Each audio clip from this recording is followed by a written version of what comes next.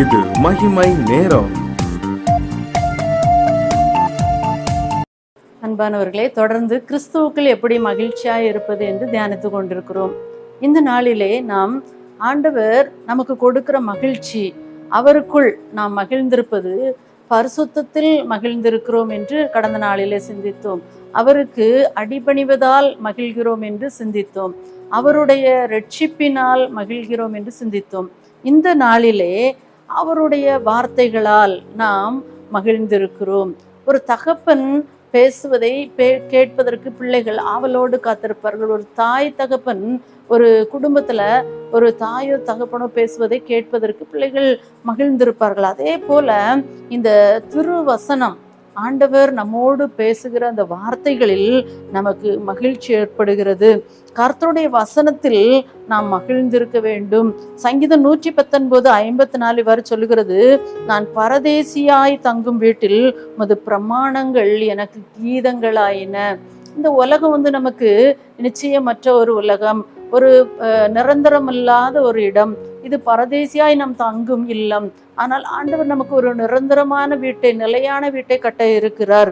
இந்த நிரந்தரமில்லாத இந்த வாழ்க்கையிலே நாம் அழிந்து போகாதபடி, நாம் கவலையிலே, நம்முடைய கவலையிலேயே தொடர்ந்து மூழ்கி விடாதபடி ஆண்டவர் சொல்றாரு, உமது வேதம், சங்கீதத்துல தாவீது சொல்லுகிறார், உம்முடைய வேதம் என் மனமகிழ்ச்சியாய் இராதிருந்தால் என் துக்கத்திலே நான் அழிந்து போயிருப்பேன்.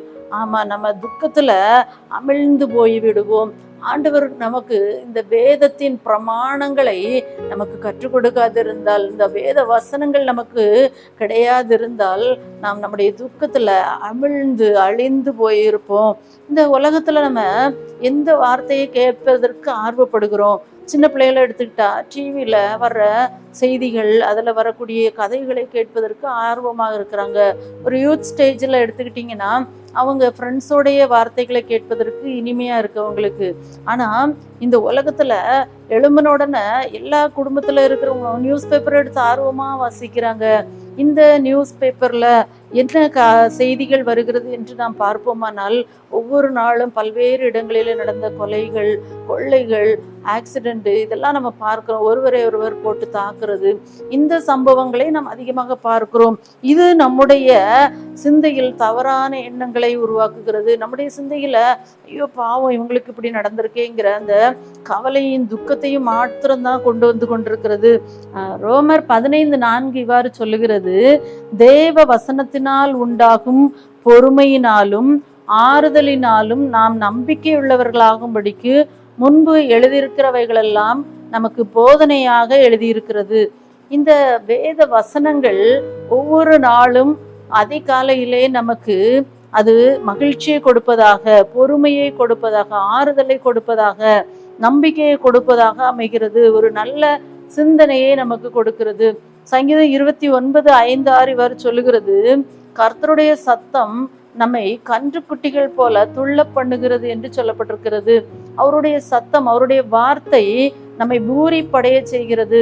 காலையிலேயே நாம் எழும்பிய உடனே நாம் ஒவ்வொரு வேத வசனங்களை வாசிக்கும் போதும் அந்த வசனங்கள் நம்முடைய இருதயத்துல ஒரு பூரிப்பையும் சந்தோஷத்தையும் கொடுக்கிறது. இன்று அவர் உனக்கு புதிய வழியை திறப்பார், அவர் உன்னோடு கூட இருக்கிறார், அவர் உன்னை விட்டு விலகுவதும் இல்லை, கைவிடுவதும் இல்லை என்று அந்த வாக்குத்தத்த வசனங்கள் ஒவ்வொருவர் மாறி மாறி மாறி ஒருவர் அனுப்புகிற அந்த வசனங்கள் என்றாலும் சரி, அதை நாம் வாசிக்கும் போது நம்முடைய இருதயத்துல ஒரு மகிழ்ச்சி, ஆண்டவர் நம்மோடு இருக்கிறார், ஆண்டவர் நம்மை கைவிட மாட்டார், ஆண்டவர் நம்மை வழிநடத்த வல்லவராய் இருக்கிறார், அவர் நம்மை நன்மை உண்டாக பண்ணுவார் என்று ஒவ்வொரு வசனங்களையும் நாம் அதிகாலையிலே வாசிக்கும் போது அந்த வசனங்கள் நமக்கு மகிழ்ச்சியை கொடுக்கிறது, நம்முடைய இருதயத்துல பூரிப்பை கொடுக்கிறது, சந்தோஷத்தை கொடுக்கிறது. கொலோசையர் 3:16 வரை சொல்லுகிறது, கிறிஸ்துவின் வசனம் உங்களுக்குள்ளே சகல ஞானத்தோடும் பரிபூரணமாக வாசமாயிருப்பதாக. அந்த வசனத்தை வேதம் சொல்லுகிறது, அது உங்கள் இருதயமாகிய பலகையில எழுதி கொள்ளுங்கள். அது நடக்கும் போதும், உட்கார்ந்துருக்க போதும், படுத்து கொள்ளுகிற போதும் நீங்க அதை சிந்தித்து கொண்டே தியானித்து கொண்டே இருங்கள் என்று வேதம் நமக்கு சொல்லுகிறது. இந்த வசனம் இதோ நமக்கு மகிழ்ச்சியை மட்டும் இல்ல, அந்த வசனம் மூலமாக சங்கீதங்களினாலும் கீர்த்தனைகளினாலும் ஞான பாட்டுகளினாலும் ஒருவருக்கொருவர் போதித்து புத்தி சொல்லுங்கள்.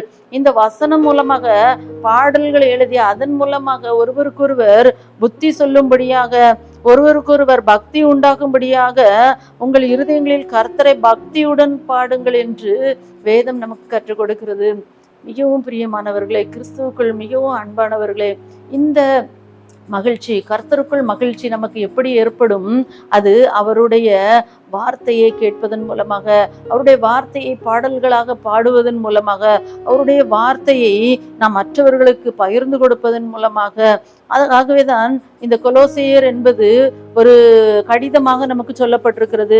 இந்த கடிதம் ஆண்டவரே நமக்கு எழுதிய கடிதமாக நாம் எடுத்து அதை வாசிக்கும் போது மற்ற குரல்களை கேட்பதை விட ஆண்டவருடைய சத்தத்தை கேட்க நாம் முயற்சிக்கும் போது நிச்சயமாகவே அங்கு என்ன நடக்கிறது? மகிழ்ச்சி ஏற்படுகிறது. ஆகவே சங்கீதம் 1:2 இவ்வாறு சொல்லுகிறது, கர்த்தருடைய வேதத்தில் பிரியமாயிருக்கிற மனுஷன் பாக்கியவான், அவன் கனி கொடுக்கிறவனாக இருப்பான் என்று வேதம் சொல்லுகிறது. இன்று நாம் கடலுக்கு போனா அங்க கடற்கரையில பல்வேறு உயிரினங்களுடைய அந்த தோடுகள், சாவிகள், இதெல்லாம் நம்ம எடுக்கிறோம். குச்சி இதெல்லாம் நம்ம அதுல எடுக்கிறோம். நிறைய கூழாங்கற்கள், இந்த போல பொருட்களை தான் நம்ம காண முடியும். ஆனால் ஆழ்கடலில் செல்பவர்கள் அங்க முத்துக்களை எடுத்து வருவதை பார்க்கிறோம். அதே போலதான் நம்ம வேதத்தை ஆழமாக அமர்ந்து தியானிக்கும் போது அதுல பல விலைமதியாத முத்துக்களை நாம் பெற முடியும். வேதத்திலே விலைமதியாத முத்துக்கள் உண்டு. தினம்தோறும் நீ அம்முத்துக்களை பார், உண்மையாகவே நீ ஒரு முத்தாய் மாறுவாய் என்று பாடல் இவ்வாறு பாடுகிறோம். இந்த வேதத்தில் உள்ள முத்துக்களை நாம் ஒவ்வொரு நாளும் வேதத்தின் ஆழத்திலே நாம் அதை தேடும் போது நாம் அதை பெற்றுக்கொள்ளுகிறோம். நாமும் அதே போல அந்த வசனத்தின் படி நாம் நடக்க ஆரம்பிக்கும் போது நாம் ஒரு விலை மதிக்க முடியாத முத்தாக நாம் மாறுகிறோம்.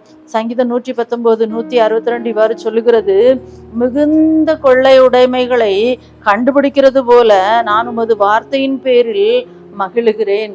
ஆண்டுடைய வார்த்தை நமக்கு ஒரு கொள்ளை பொருளாக ஆண்டவர் நமக்கு கொடுத்திருக்கிறார். நாம் எத்தனை அசால்ட்டாக இருக்கிறோம். நம்ம கையில எவ்வளவு பெரிய பொக்கிஷத்தை வச்சுக்கிட்டு நம்ம அந்த மகிழ்ச்சியை தொலைத்து கொண்டிருக்கிறோம். எத்தனையோ படங்கள், சினிமாக்கள், கதைகள் மூலமாக நாம் மகிழ்ச்சியை அனுபவிக்க முடியும் என்று நினைக்கிறோம். ஆனால் வேதம் நமக்கு ஒரு கொள்ளையுடைமையை போல நம்ம கண்டுபிடிக்கிறது போல அவருடைய வார்த்தைகள் இருக்கிறது. சங்கீதம் 119, 103 இவ்வாறு சொல்லுகிறது, உம்முடைய வார்த்தைகள் என் நாவுக்கு எவ்வளவு இனிமையானவைகள், என் வாக்கு அது எனக்கு தேனிலும் என் நாவுக்கு மதுரமாயிருக்கிறது என்று சொல்லப்பட்டிருக்கிறது. ஆமா, ஆண்டவருடைய வார்த்தைகள் நமக்கு மிகவும் இனிமையாகவும் மதுரமாகவும் இருக்கிறது. அந்த வார்த்தையை நாம் அனுதினமும் வாசித்து அந்த வார்த்தையின்படி நடக்கும்போது நாம் நிச்சயமாகவே கர்த்தருக்குள் மகிழ்ச்சியா இருக்க முடியும். ஜெபம். அன்பின் ஆண்டவரே, உம்முடைய வார்த்தைகள், உம்முடைய வசனங்கள், திருவசனங்கள் எங்களுடைய வாழ்க்கையில ஆண்டவரே மிகவும் மகிழ்ச்சியை கொடுக்கிறதாக அமைந்திருக்கிறதா என்று எங்களை நாங்களே ஆண்டவரை யோசித்து பார்க்கிறோம்ப்பா. ஒவ்வொருவர் இதை கேட்கிற ஒவ்வொருவரும் ஆண்டவரே, இந்த வார்த்தைகளை நாங்கள் வாசித்து அதுல இருக்கிற முத்துக்களை நாங்கள் கண்டுபிடித்திருக்கிறோமா? அதுல இருக்கிற கொள்ளை பொருளை நாங்கள் எடுத்திருக்கிறோமா? அதுல இருக்கிற இனிமையை நாங்கள் அனுபவித்திருக்கிறோமா? அதுல இருக்கிற அருமையான சுவையை நாங்கள் உணர்ந்திருக்கிறோமா? அதுல சொல்லப்பட்டிருக்கிற அந்த வார்த்தைகள் எங்களுடைய பாடல்களாக மாறி இருக்கிறதா?